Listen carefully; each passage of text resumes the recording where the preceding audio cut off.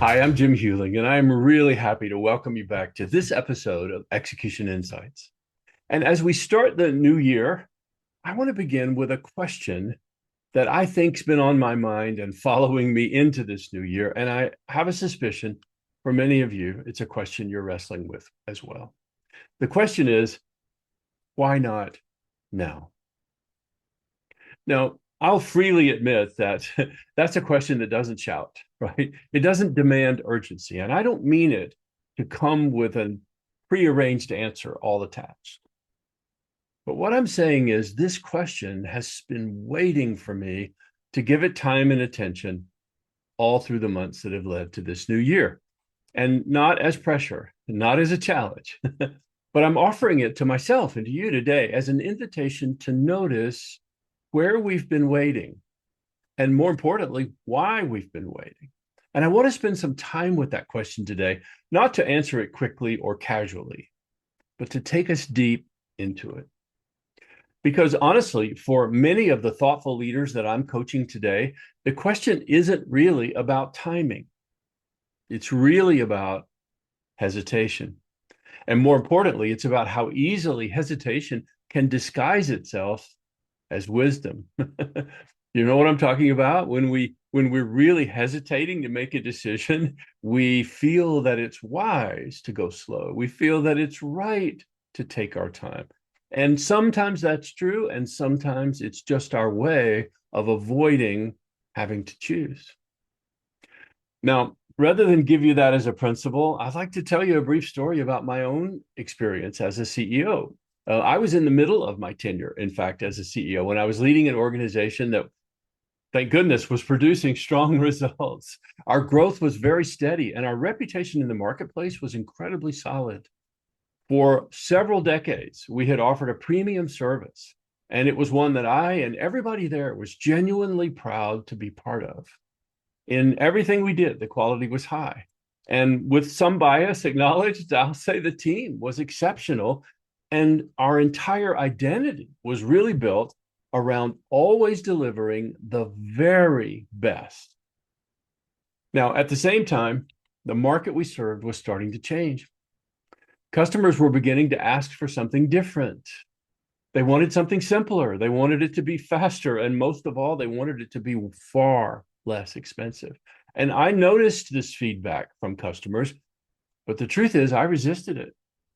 Not because I didn't see the trend, I did, but because I believed so deeply in what we offered. I didn't want to dilute the excellence that we were known for. I didn't want to, in other words, compromise the very thing that I felt had made us successful. So instead of acting, I waited.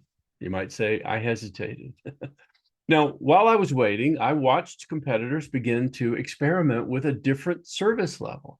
And I could see already a small, steady loss of customers, people who didn't need or couldn't afford the full offering we were so proud to bring. And at first, that small loss of customers felt very manageable. But over time, that trickle became a drain.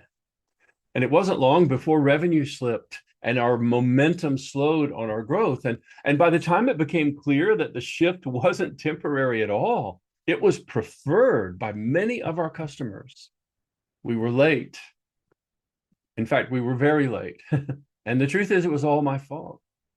And I'll never forget the day it finally hit me that we were now one of only a few firms still offering this luxury service in a market that actually had started to value speed and economy more than all the additional things we provided. You see, in the end, my hesitation hadn't protected us. In fact, it had cost us. And choosing to wait, to see how the market would develop is one of those things I'm trying to talk about today that felt wise at the time. It felt cautious. It felt careful. And I think I got some credit for not being quick to react. But today, the truth is pretty obvious. That waiting set us back almost a full year. It was hard to recover from it. Now, in my leadership journey, that was a very painful lesson. But the value of it is it changed how I understand hesitation in a way that has never left me. And today, as I coach leaders all over the world, I offer them this lesson that I had to learn the hard way.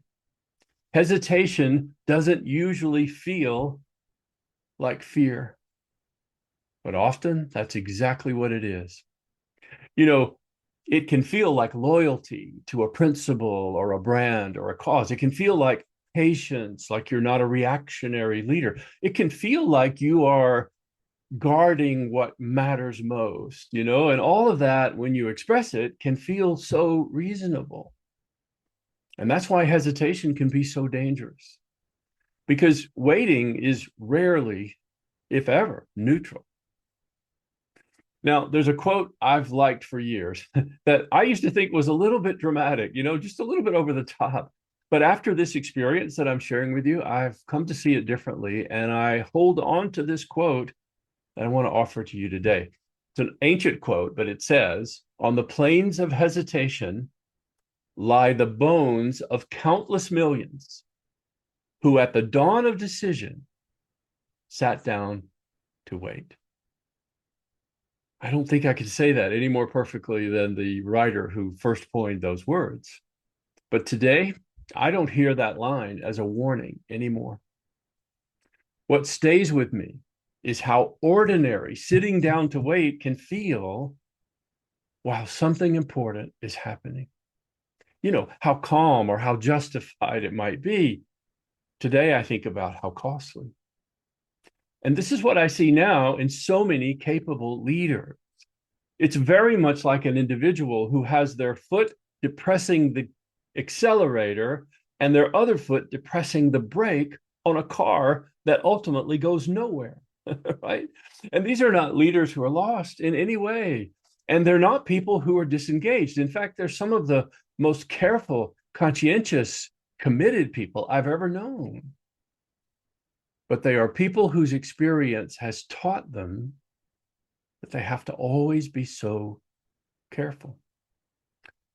So for those people, their competence has quietly become a ceiling. It's a place beyond which they can't seem to grow.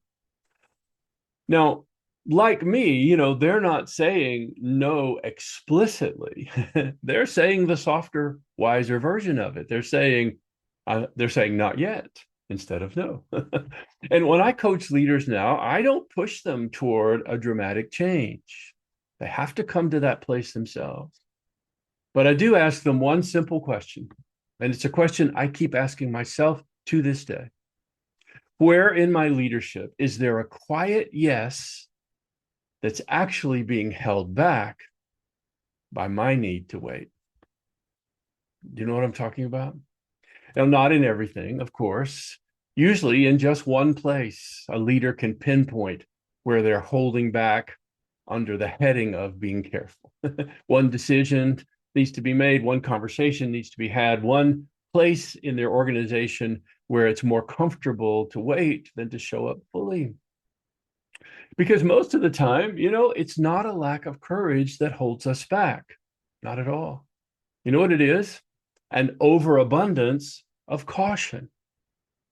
So as this new year begins, I'm not offering you this as a call to judge where you've been or the long road that brought us to exactly where we are today. No, in fact, this message is an invitation to honor everything that you've done and everything that you've learned along the way.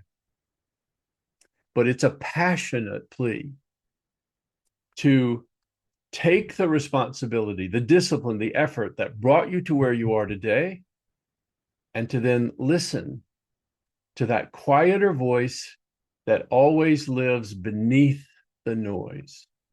You know the one I'm talking about?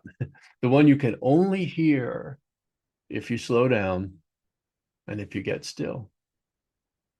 Because even when every force in the world is urging us to be decisive and fast, and also to do what's certain or comfortable, there's a part of us that usually knows we're meant for something more.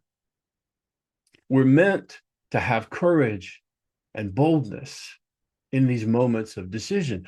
And that part of us doesn't demand a guarantee. In fact, we almost never have a guarantee. But what it demands, and what I think most leaders are longing for, is that sense of aliveness when we refuse to hesitate too long. When we're willing to reach, even when there's not any certainty to it.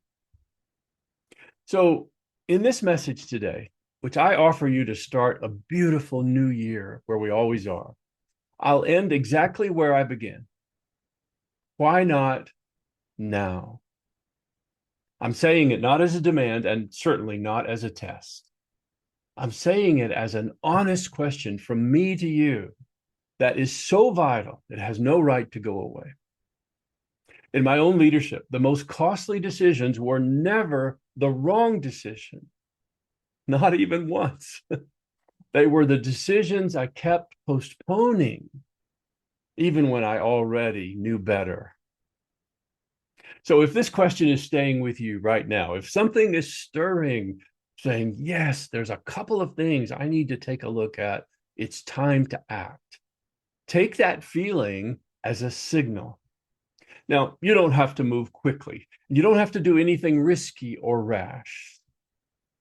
But maybe this year, for all of us, becomes the year when we stop mistaking caution for wisdom. And when we come to those moments where everything urges us to play it safe, we find in ourselves the faith and the boldness to make the right move forward. I'm Jim Huling, and I hope you've enjoyed this episode of Execution Insights, and I look forward to seeing you in the next newsletter or podcast where we'll meet again. Take care, everyone.